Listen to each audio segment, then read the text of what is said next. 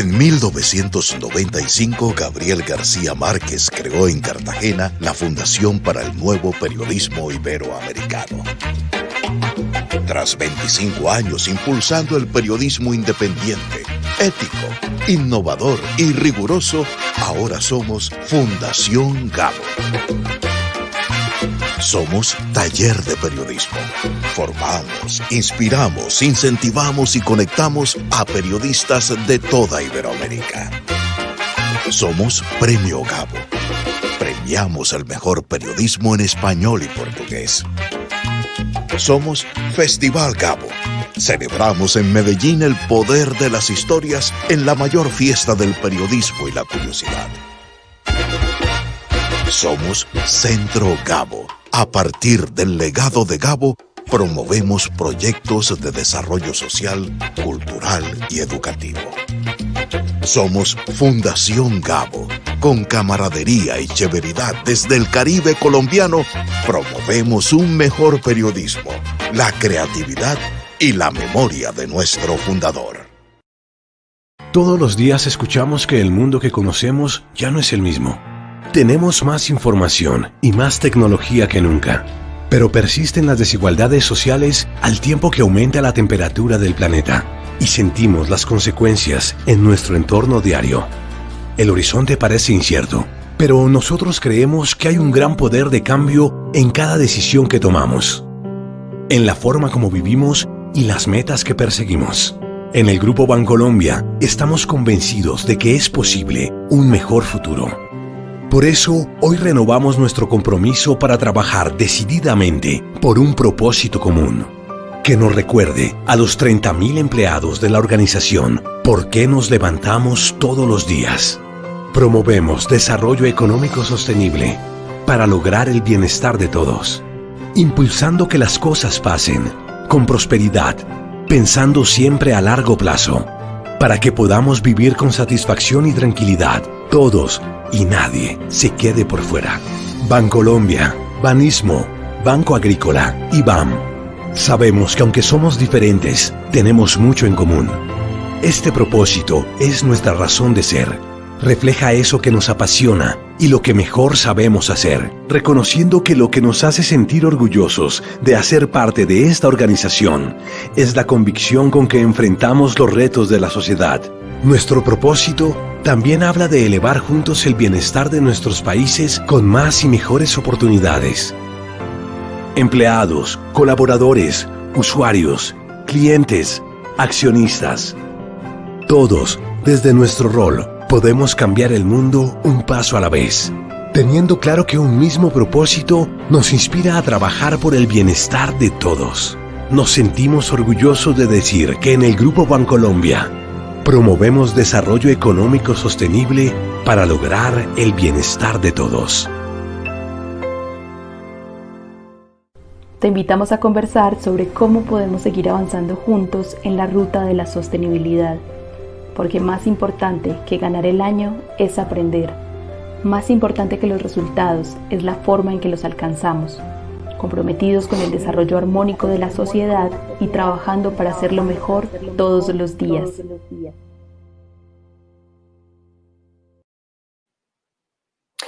Good morning, everyone in America. Good afternoon, everyone in Europe.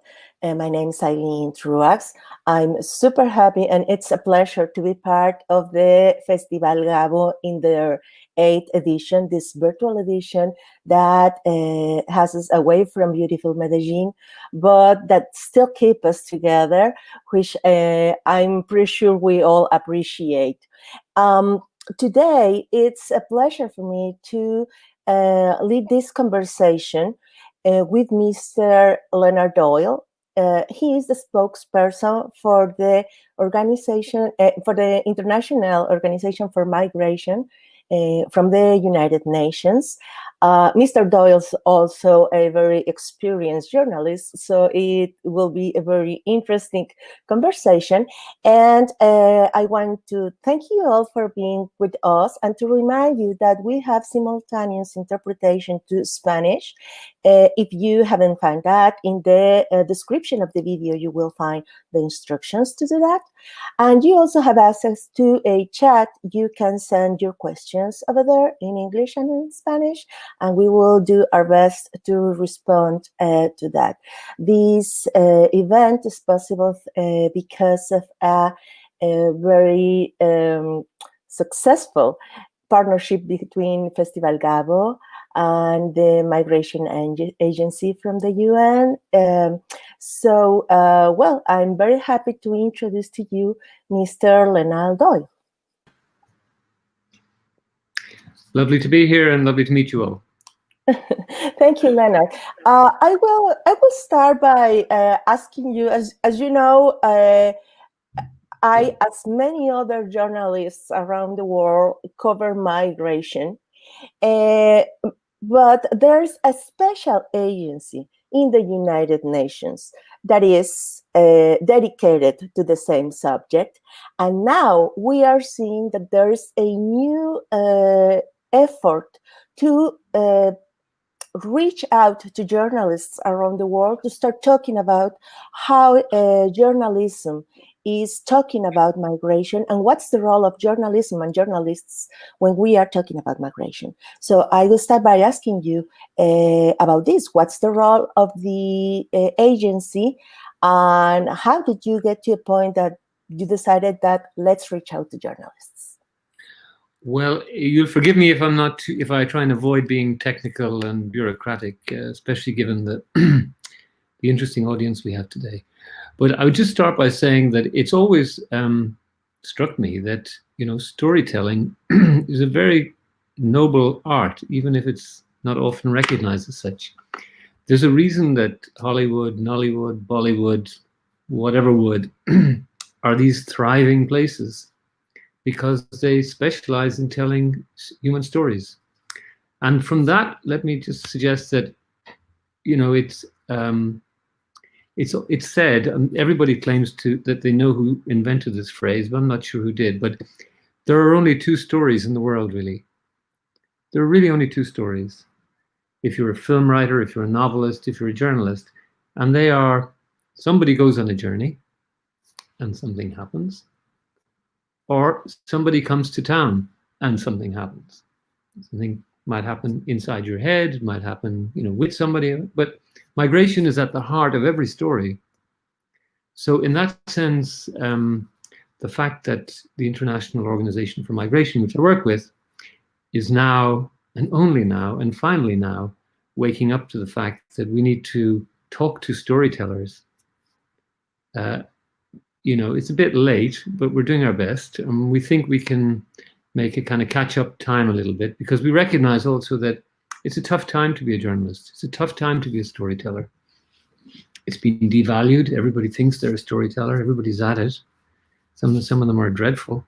But to be a skillful storyteller is a very noble art. And we think it's time to, especially in the migration framing, help those storytellers get more recognized, get some skills, get some technology, avoid some of the pitfalls, know some of the basics, and be recognized for the really important role they're playing.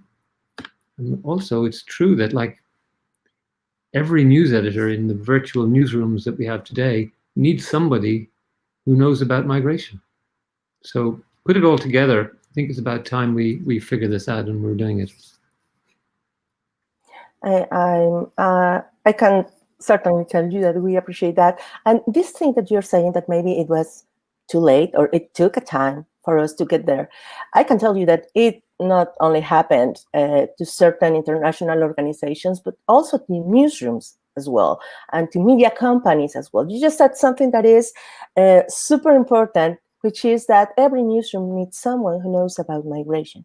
And for some reason, for a very long time, we have felt that knowing about migration means knowing about the transit, people's transit from one place to another, and reflecting that either in text or in images. But there's the patera, there's the bestia, there's the desert, there's all these different phases of a migrant's route, migrant's path to their destination country that are covered as breaking news usually.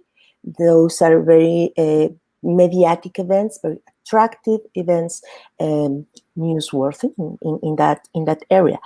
But migration is much more than that. And now that you were saying that, okay, either a person goes to some place or someone comes from some place, migration and the whole cycle of migration happens also before that person leaves, because there are reasons for a person to leave, and that can be either to look for a better life or to save their lives.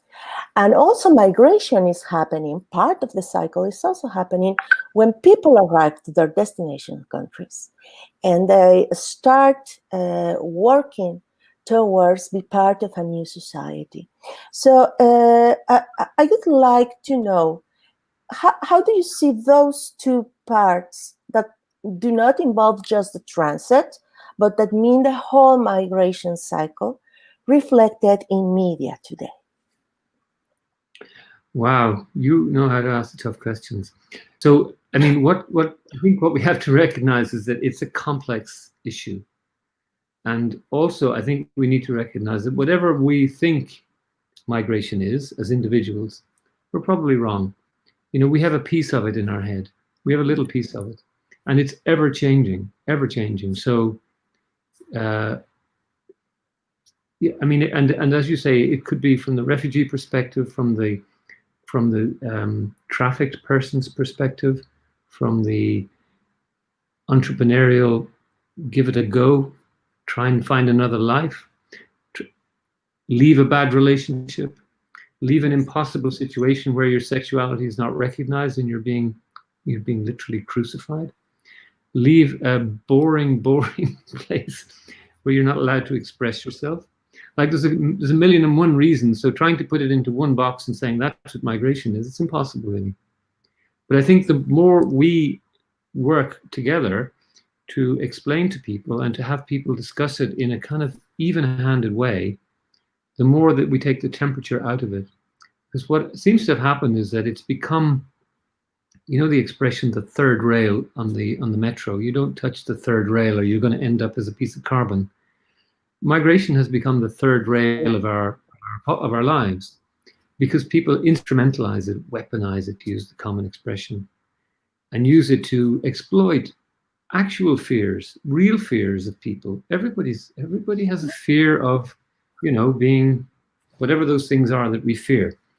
And it's quite easy in our subconscious to kind of pin it on the migrant. So I think when we just have a more grown-up conversation about it, and a more relaxed conversation, and when we recognize the diversity and the problems and the challenges and the loneliness of the migration story, we have a much more enriched conversation than what we're seeing at the moment, which is a highly kind of politicized and nasty twisting of the migration narrative. And I have some thoughts on that, which I can get to later on. That now that you mention about politicizing this, it's somehow from the political perspective can be understandable that a politician might want to explode the fears of people in their narratives, in their speeches, to just pursue certain political goals. And they might reflect migration and migrants as criminalizing the free movement among countries or around the world. They tend to use a lot the word illegal, linking the movement of people with breaking the law. And there are many other resources that they use to make clear that a migrant is the other and that the other is a threat for our community, whatever that community is, because we see this happening all around. That's from the perspective of the politician. And politicians have very clear goals and they have their ways to get to those goals. But how can you explain, or what do you think when we see that from the media, instead of questioning that kind of narrative, we are just repeating that narrative? And we are seeing that, I mean, all around.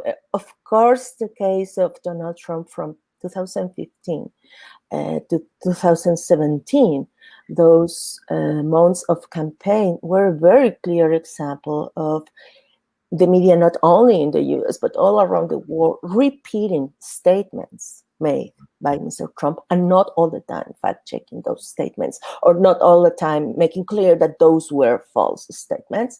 But we have seen that in many other places. We see that in Europe, we see that in Latin America, we see it in other countries. The narrative is that because a politician has an objective, but the media is repeating that narrative, and not always is making clear that that narrative is false, or, that would be even better, fact check this narrative. Why do you think is this happening from our side, from the media side?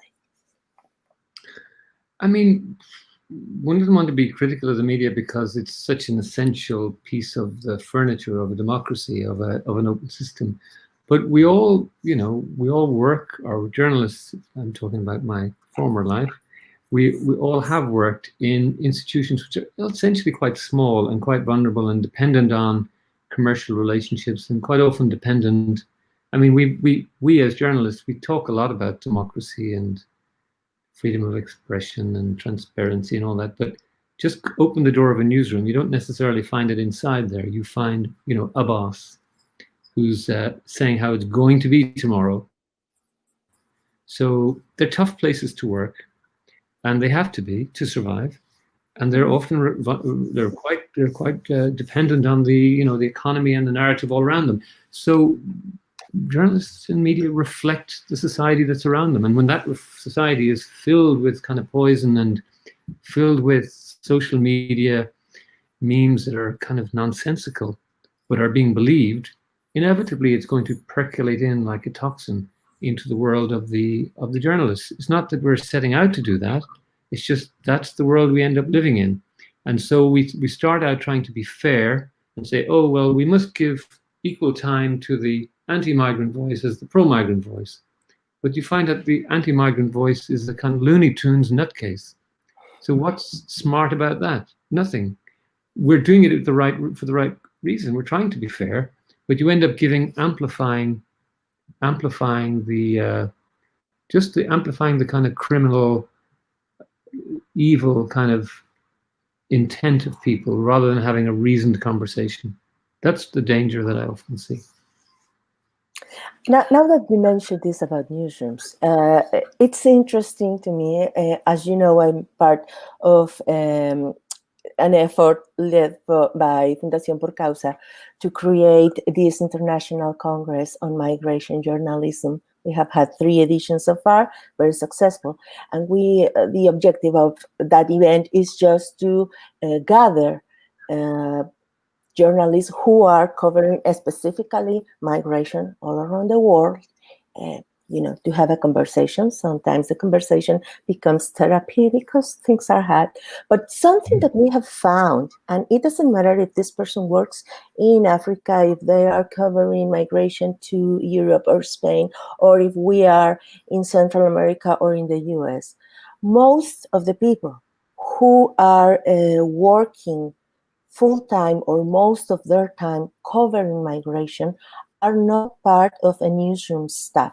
They are freelancers. They are people who are writing for different outlets, moving to different places, not necessarily backed by a media company.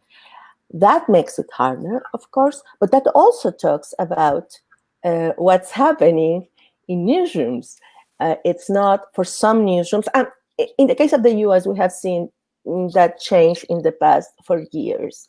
It took a Donald Trump for us to realize that we need people working permanently in there. But in most of the other countries, a large amount of our colleagues working on migration are not part of a newsroom. And it's because of that is very, very needed. First, to create connections, start conversations, create collectives, if possible, to work together, to try to stay well informed about what happens around, but also to learn, new techniques, new tools, to get training. When you're part of a newsroom, you get access to all of those things because your company provides that. But if you are a freelancer, how do you get tools? How do you get training? How do you understand new technologies? And I know that right now, the Migration Agency in the UN is looking at that specific point.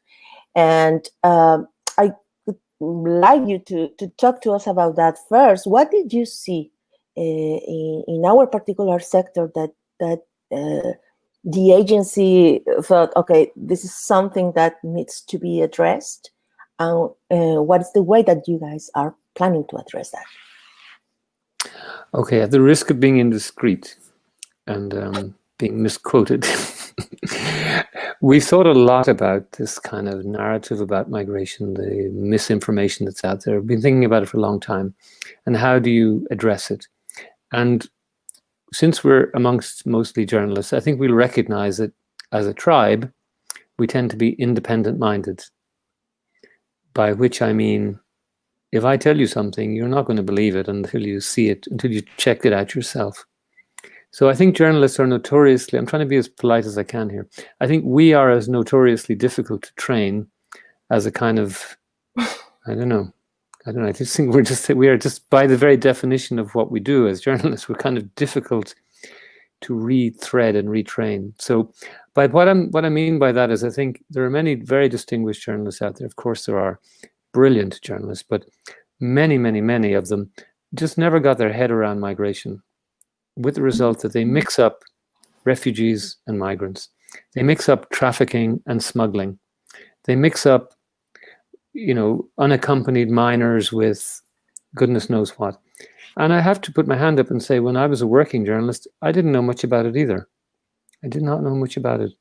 So how do we address that? Now that migration has gone from being the boring topic for specialists, as you said at the top, dealing with trans-border transit and knowing about stocks and flows. Goodness Lord, you think you were talking about cattle the way they talk about it, the stocks of migrants. What are they on about? So that boring stuff has fortunately gone, and those people have been consigned to history, I think. And now it's a much more interesting conversation that you hear at every water cooler, every bar, every coffee house, down the street, you name it, everybody's talking migration. It's the subject of the day. So how can we make sure that the people discussing it then in the media know what they're talking about? So our approach is very simple. We thought, like, we can't reach the established journalists. We'll try, but basically they're untrainable. Okay, let me restate that. That's not right. Basically, they're much harder to reach because they're already very hard at work and they've got very set opinions. They are eminently trainable. Of course they are. But it's not our job to train the independent media. Why should we be doing that? They are the independent media. However, let's talk about the students of journalism, those who are going out into the world, who need a job, who need to understand how to thrive as a freelance journalist. And I was once, and for many years, a very proud freelance journalist. And I still have it in my DNA to help freelance journalists.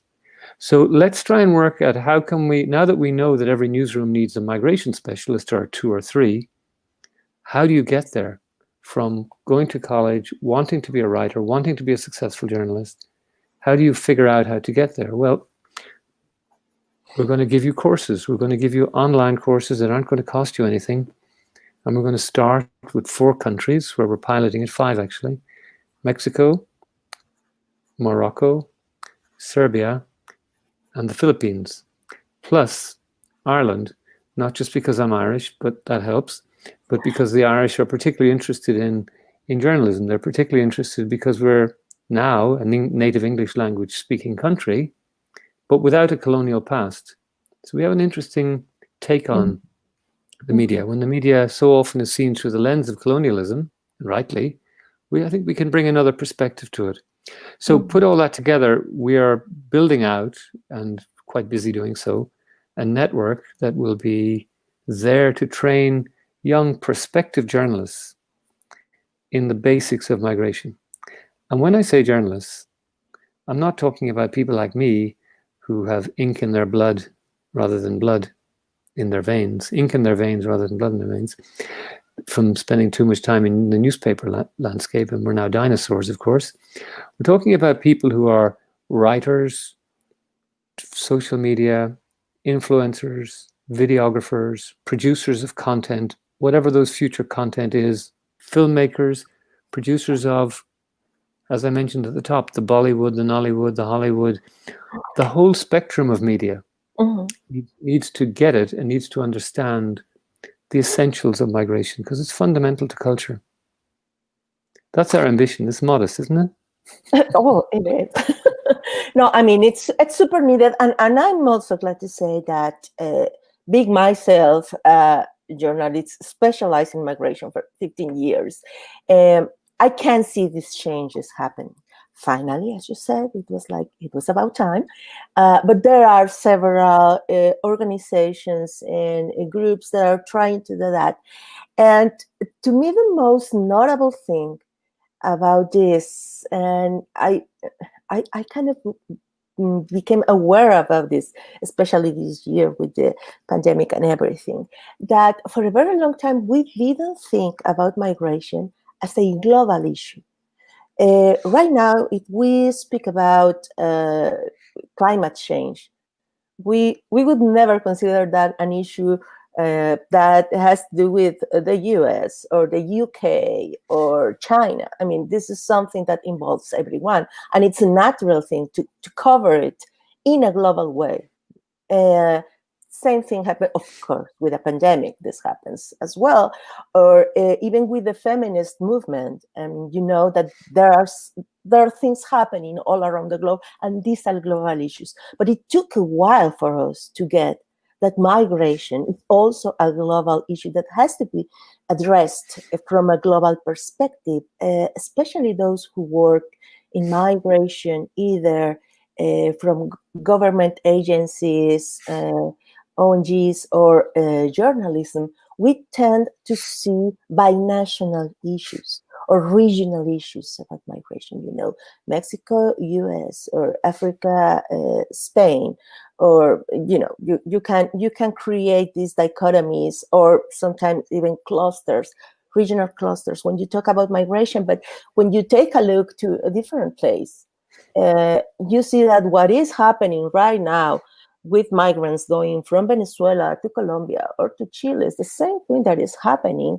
with migrants coming from sub-Saharan countries trying to reach Europe or, of course, the US-Mexico border. So I think it is very smart and needed and fair to address this globally, but it's also a huge challenge because, I mean, you know, journalists effectively are not easy to persuade. If your mom tells you she loves you, look for a second source. So if it's hard to persuade someone inside the newsroom, how can you create this global knowledge among people with so many different backgrounds and levels of experience? I mean, I think, like, you have to do it, you know, piece by piece. Any journalist who's had a career in journalism will tell you that at various points in their career they were mentored. You know, they were lucky enough to have a senior journalist in their environment who took them aside and had a coffee or something like that and kind of explained things and maybe even shared their contact book or did things which are unusual in the very competitive landscape of being a journalist. And I think in a way that's what we're hoping to achieve with this network. It's not just a boring old place to get a credential and a certificate saying I'm a trained migration journalist. It's a place actually to build a lifetime of connections. Because, you know, back in the day when you were working in your city, your town, even your country, I guess, you could rely on building networks through what you'd lived your life doing, going to university, meeting friends who went on to be powerful people and all that sort of stuff. It's kind of not really possible anymore in this globalized world where nowadays we don't even get out of the flat. We don't can't even meet anybody on the street. It's like, how do you make a network? And we know that networks are essential. You need to be able to sit in your apartment, sit in your flat, and figure it out, get the information, get the trust, get to the bottom of the story, and write it for the front page, so to speak, of whatever entity you're working for. So how do we help people do that? How do we help people understand who are the clever people to talk to? Who are the helpful people? Where can you get the resources quickly when you need them? What's the useful technology to help identify, poisonous hatred masquerading as fact? And I think that's kind of what the piece we're exploring. And what's interesting is that, in this business I'm in now, I'm on the other side of the fence, the gamekeeper, not the poacher, as we say in the English language. For a long time, I've been looking for ways to kind of build something out that will involve the media. And quite rightly, they've been a little bit like, hold on a minute, we're independent. You stay in your box and we'll stay in ours, and we'll do it like that. But it's too big an issue, as you say. We can no longer afford to be just stuck in our little corner reporting on this issue. Migration by its very nature is international, by its very, very nature. And therefore the problems that we're dealing with today have to be dealt with internationally. But maybe the problems of the future are much bigger. You mentioned climate change, and just imagine what will happen to many low-lying cities, and some of the biggest cities of the world are, of course, right on the waterfront. What's going to happen with sea level rise? We're suddenly going to have migration issues like you've never dreamt of. If we thought the Rohingya ending up in Cox's Bazar, Bangladesh, was a problem, and it certainly is a problem, and it continues today, imagine when half of one of the mega cities of the world has to get up and move fast. So this is only a topic that can, I think, increase in its salience and relevance. And the sooner we get around having sensible conversations about it, the better. I just want, thank you for that. I just want to remind our audience that if you want to get access to the Spanish simultaneous interpretation, you can find instructions in the description of the video. Para las personas que nos están acompañando y están esperando la traducción simultánea en español, está disponible desde el principio de la charla. Solo por favor busquen en la descripción del video, en la parte de abajo, y ahí están las instrucciones para tener la traducción simultánea. Thank you, Leonard. I apologize for the interruption, but we had a couple of messages here for people trying to find about this tool. So you mentioned this metaphor about being now the goalkeeper. In some areas here, we said that you moved to the dark side, right? It's just you just changed sides. The truth is that especially journalists who have covered this kind of issues for a long time, not always trust, of course they don't trust government agencies, but sometimes even international agencies, even the UN, are, not completely trustable. And because you are a journalist, you have something in the back of your head saying, there has to be something. What's the catch on this? And I mean, I know because you are an experienced journalist too, that will be a challenge. How are you guys plan to address that challenge? How, what's in it for the organization? And some people in this side might ask, what's the catch? Well, it's a very important question, and it's a question that one has to continue to ask, and you're not doing your job as a journalist if you don't ask that question, for sure. And it's a challenge for a journalist to end up on the other side of the fence. It is a challenge, but also it's an opportunity, very important opportunity, to open the minds of people in big organizations to the essential relevance of journalism to the security and safety of our societies. I mean, I make myself very unpopular by reminding my colleagues that their salaries are paid by the unemployed, the retired, the guy in the coffee shop reading the newspaper. All of those guys are paying the salaries of those working for international organizations. People in the organizations think, oh no, it's thanks to the donor, it's thanks to the government. Well, the government isn't a thing. It's supported by the taxes of people. So I like to remind people of the importance of journalism. And I think it's very important to have journalists within organizations constantly reminding them, because you're saving them also from doing silly things, because you know their specialism is not in storytelling and not in communications necessarily. So they can come up with the most, shall we say, interesting ways of trying to communicate. So having somebody around who says, well, imagine how that's going to look on the front page of La Prensa or whatever the organ is. Just think for a minute what that's going to sound like. And quite often our role is a very simple one. It's just to remind people, have you thought about this? I know that's a good plan, but have you thought about this? So we can, in a way, deny journalists good stories by preventing organizations from doing silly things. Sorry about that, but maybe that's a useful thing to do. Save some pain later on.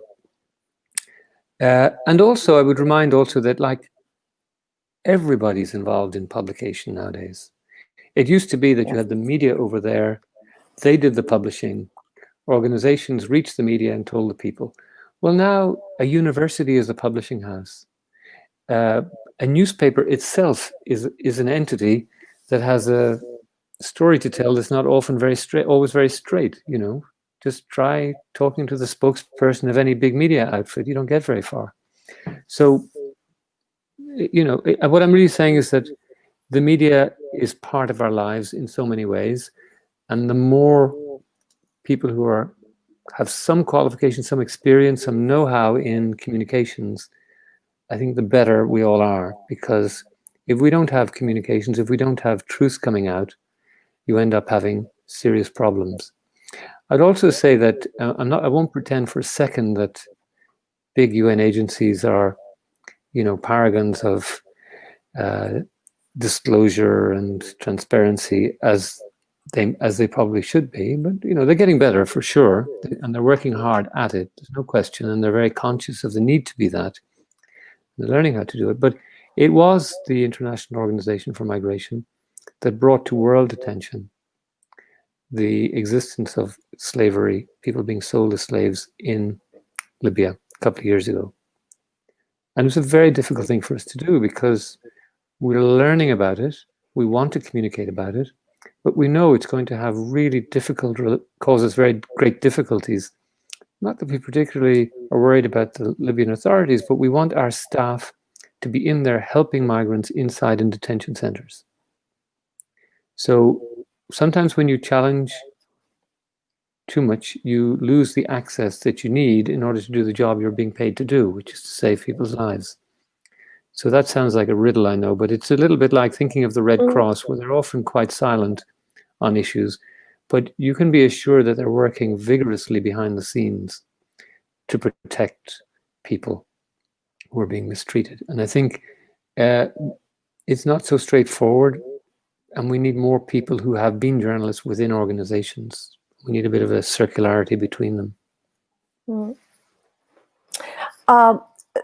Now that you are mentioning this, I was thinking that, of course, it is, I mean, it's tricky working from an international agency, but also when we think about doing this work, if you want, from the inside, you know, trying to look inside things and then starting your work.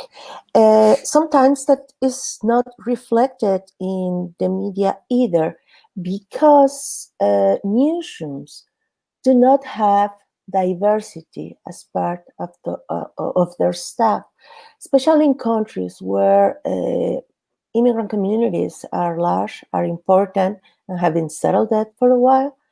You don't see that representation necessarily in many sectors of the society, but not in newsrooms either.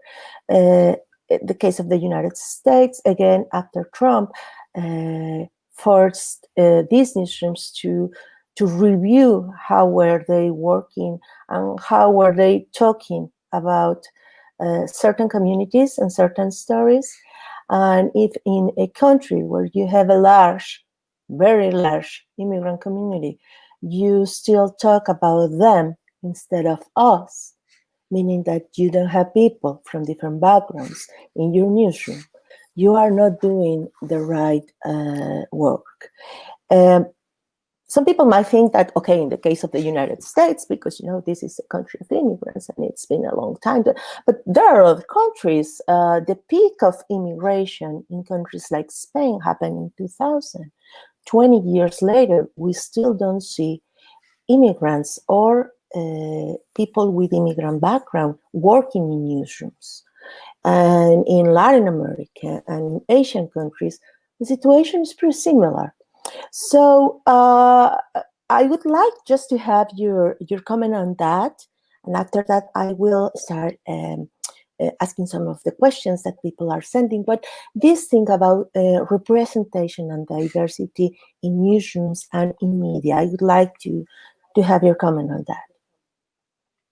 I mean, it's a really, really important comment, really important question. Today, here I am as an international person speaking English, working with the UN. But when I started out in journalism, somebody suggested I would go and work in Brussels for my newspaper. It was a British newspaper at the time called The Independent. But the word came back from the management saying, we can't possibly have a Mick in Brussels. A Mick is a pejorative term for an Irish person, right? So discrimination and nasty stuff is all over the place. And I think we have such a long way to go to improve the profile of our newsrooms. Our newsrooms should be a reflection of our society, but quite often they're not. And it's just the nature of the type of business. It's a specialism. It often requires, one often becomes a journalist through networks rather than through some professional process. And some of the best journalists, I've never been to journalism school. Maybe the best journalists don't go to journalism school. They're just naturally good communicators. But there is a big issue of gender and geographic diversity, which is fundamental, I think, to helping to fix these problems that we're seeing all the time in how different communities are being framed in the media. So it's a tricky one because quite often people from a migrant background, they recognize what we don't recognize when we started, that it's a really, really difficult profession or a difficult career. So they might say, not sure about that. I think I'm going to go and become a lawyer, a banker, or whatever. I'm smart enough, so I'm going to go for that. Whereas we might have been a bit idealistic and not thinking about the resources, and then suddenly it all falls apart. So there's something to do with the economy of the newsroom as well that I think needs to be addressed. So I certainly don't have the answers to you, but it's essential that the media reflects society. It's also essential that the media finds a way to survive, for people to survive and have a career in it. It's a fundamental bulwark, pillar of our democratic societies. Just to complement that idea, yes, sometimes people of immigrant background might not be interested in certain industries or certain professions, but if you go to journalism schools and to communication schools, you will see people from immigrant background. So, I mean, that shows us that the interest is there, and that maybe, and I mean, we are just going in a full circle because you started precisely saying that training journalists would be one of the targets of this process. And I totally agree. I mean, I have, and I teach a lot of workshops, and every time I say to the students, I have my faith in this generation, because since they are millennials and Generation Z, and they are familiar with global phenomena in a more natural way than our generation did, I really trust that they can connect, and they can address local issues from a global perspective, and my faith is there. So we have a few questions here. I want to remind everyone that we have a chat. You can write your questions there. And also someone asked if this conversation is being recorded. Yes, it is. So in the same link that you used to connect to the conversation, you will have the recording available once we finish. So a question from Celia Harrow. This is a very good question. I want to hear what you say. How can you go to your newsroom and sell a migration story to your editor? And I mean, this is one of those topics, because you can find that the story is compelling or important or, you know, newsworthy, but sometimes it's not sexy enough for an editor to say, we are going with this story. Oh, that's a big question. I think there are extraordinary migration stories out there. And sometimes they're just hidden in plain sight, as we say. They're right in front of you, but you don't see them. Recently, we had an issue whereby a country was pushing back migrant boats, and people died, children died, people died.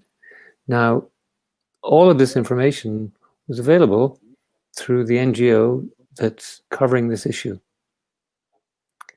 So somebody with, you know, good antennae, knows what a story is, can find that very quickly. You've kind of just got to remember, I guess, where your moral compass is. Remember where north is and where south is, and look for the stories that will resonate, and hold societies to account, hold institutions to account, including my own, and not be too assuming everything is bad just because they're there, because that's not journalism to me, that's just prejudice. But there are plenty, and there will be more stories to cover. So I think it's particularly important that you get good sources, that you figure out who are the smart people, who are the people who want to communicate, who are the people who, you know, have a heart and recognize that these are big and important issues. And in your newsroom, you've just got to figure out the sweet spot, like what is it that plays in that particular environment. Hit that note and tell your story, not their story. Just hit the note and get your story in. Well, this is interesting, because sometimes the people going outside and looking for the information may be aware of their moral compass, but not always editors or companies are following the same compass. And I think that is the challenge. I would say also, Celia, that, I mean, you have to find out why you are the right person to talk about that story, to write about story, if you have something that you can offer that no one else can, your editor cannot say no. Well, also, Sandra Patricia Diaz is asking, how can you start training and educating journalists in migration issues when there's uncertainty and a lack of clear policies in some countries? I guess she's referring to clear immigration policies in some countries. This is happening, especially in some countries in Southern America, because when the Venezuelan community started migrating in high numbers to certain countries that were not used to receive those numbers. The policies that were in place at that moment were no longer helping for that. So as a journalist, if you don't have that frame, how can you do that work? If I maybe just slightly dodge the question, because I'm not a specialist in Latin America, but what I do know is that you're fortunate that you have a common language, and I risk, maybe this is a risky thing to say, but you have at least an understanding of a common culture across Latin America. So I think there's been clearly an enormous amount of generosity towards the Venezuelans. That's not always going to stay, because people's patience wears out, jealousies appear.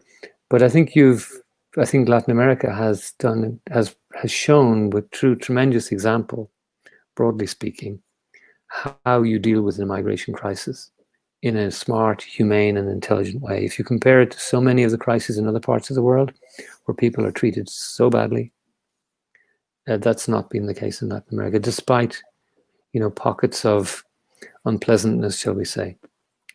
I would say that as a journalist, it's always worth looking at what are the laws?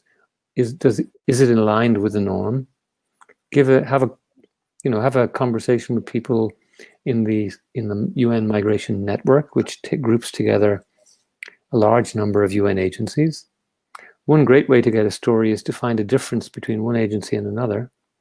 Oh, well, they're saying this, but you're saying that. How does that work?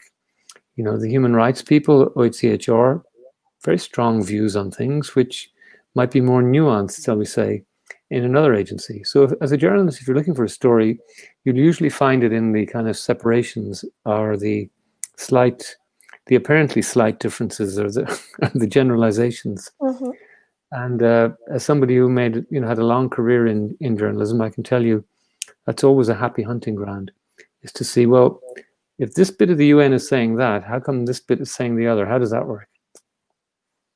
And also, because you just mentioned that sometimes in some countries situation might not be that bad as in other countries, but sometimes it might be happening, but we don't see it. So maybe, I don't know if you're familiar with this concept, but I recently have been reading about solutions journalism. And one of the strategies that they use or suggest you to use is to explore good experiences that have worked in other countries or in other environments and compare that to the situation that you have in your country or in the area where are you working, and try to mirror the situation and look what were the differences that led to a better outcome in another place. Maybe that could help as well.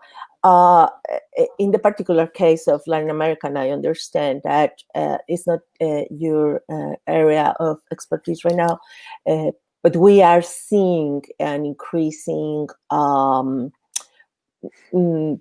criminalization of migration in the narrative, both political but also in media. So, we are still there, and this is happening everywhere. We have another question here. We have two more. Patricia Soto from Mexico. What do you think is the role of media in the promotion of immigrants' integration into their new communities, the destination communities? It's essential, really, and it's a difficult thing as well, because these sorts of stories are either negative. This migrant did this terrible thing, allegedly, probably didn't do anything at all. Probably that's just, the silliness of the rapid-fire social media. It's very difficult to tell integration stories in a media landscape that's always looking for negativity. It's just really, really difficult. So what I would just suggest, though, is that the only way to go is to focus on the really, really interesting stories that people are interested in, which is the soft narrative stories. Not necessarily soft, but the stories that tell the stories behind the news. And I think myself that's where the kind of sweet spot is. That's where we have to be. And that's where it's the only place to kind of tell. And it's also what people want to hear. Because after the news headline has gone, you want to read this incredible story that's taken a little time to put together, that actually reveals some much bigger understanding of society. So that to my mind is where the integration is. I mean, I'm mentioning this because I've been reviewing a video of it's been sent to me from Ireland, as it happens, about a Pakistani young man, who had a tough time as a migrant in Ireland and was subjected to racist comments and all of this kind of thing, but discovered himself and discovered his future avenue on the sports in the sports field, and he plays what we call Irish football, Gaelic athletic football. Now, I think nobody's ever heard of a foreigner playing this sort of stuff, but yet he goes on to win a national tournament. So that's kind of a great story, you know, that everybody is united by sports stories, especially something like, how did that happen? You know, and I think these are the important types of stories that completely, they force people to just rethink the movie inside their head and see it through a different lens and say, of course, why would we not have a Pakistani Irish winning a medal in the national tournament? Why would you not have that? Because we see it in football all over the place. Why not see it in your local sport? So I just think you need to look for the kind of examples that are right under your nose, but you never thought about them. Or that you never thought about as migrants. I always say that when you think about Leo Messi, you think about this superstar, but you never see that is an immigrant that arrived in a country, and you know. So starting to change our concept and the image that we have about immigrants, and you can see people in science, in arts, in sports, who are migrants and who are adding something to the place where they are arriving there. And I think with what you just said, we are responding also a question from Nancy, who was saying that she was counterpointing this thing about numbers and stories, and I think that's very clear. When you say 3,000, 30,000 migrants, that number might not mean anything, but when you say one story like the one you just said, that stays in your mind and that changes the narrative. So we have one last question before closing. Ricardo Suarez from Medellin is asking what advice on safety and security you could bring to cover migration in places where it might be dangerous or hard.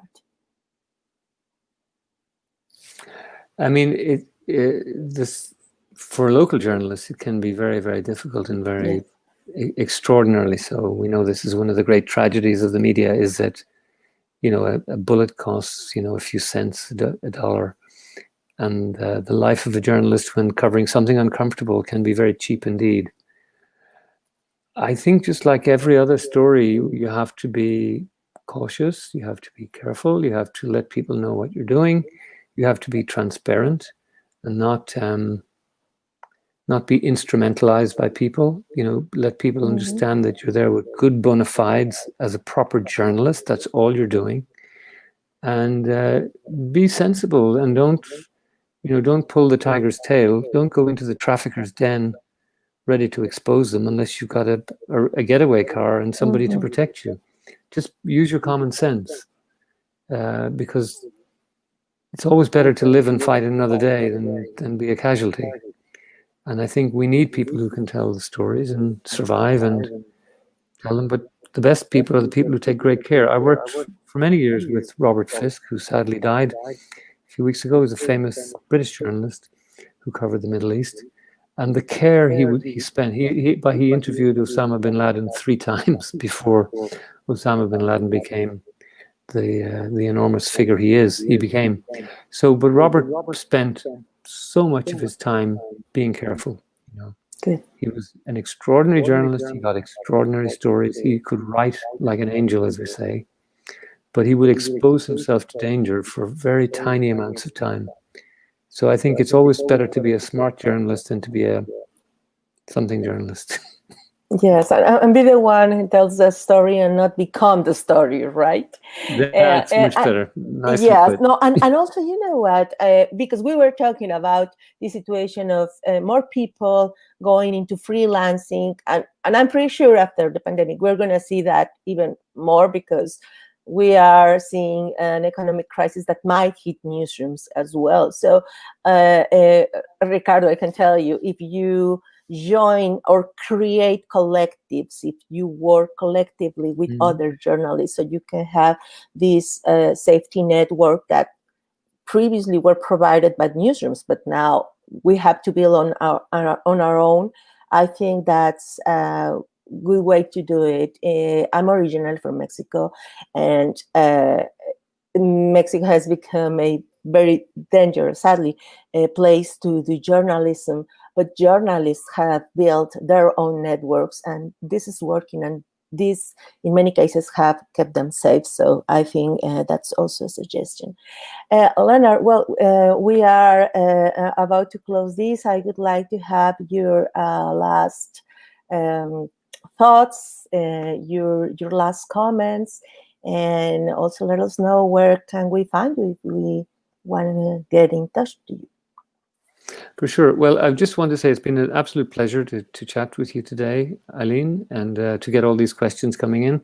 I would just encourage people to reassure themselves that it is the most fascinating story. When I look back on my career as a journalist before joining the UN, I recognize that many of the stories I'm most proud of dealt with migration issues. One of them was dealing with the people working in the Immokalee, the Coalition for Immokalee Workers in Florida, where the conditions of migrant workers were absolutely shocking. And I remember having my eyes opened by that extraordinary coalition, which was campaigning across the United States to get a better price for the tomatoes that are on every hamburger at everywhere in the United States. And what I would say is migrant stories don't have to have the label migrant all over them. Yes. But they are the best stories that you can tell because they touch the power equation in society, they touch inequality, they touch abuse, they touch the beauty of community and family. And I think it's a very rich theme which you will do very, very well to follow. Thank you so much, Leonard, and thank you all for joining us. And thank you especially to students who are seeking into covering migration stories. I'm sorry, I'm going to talk about myself at the closing of this event, but it's a great experience. You learn a lot. You can understand the world. And I think we all agree that understanding is the first step to then start telling stories and explaining to others. So I really, really appreciate every one of you who are interested in this subject. And thank you so much to Festival Gabo. Thank you so much to the UN Migration Agency. And we still have a program here. This conversation was recorded. You can still find it here. And thank you, everyone, for joining us. Thank you so much for inviting me, and you can reach me at the IOM very easily. Thank you, Lorna.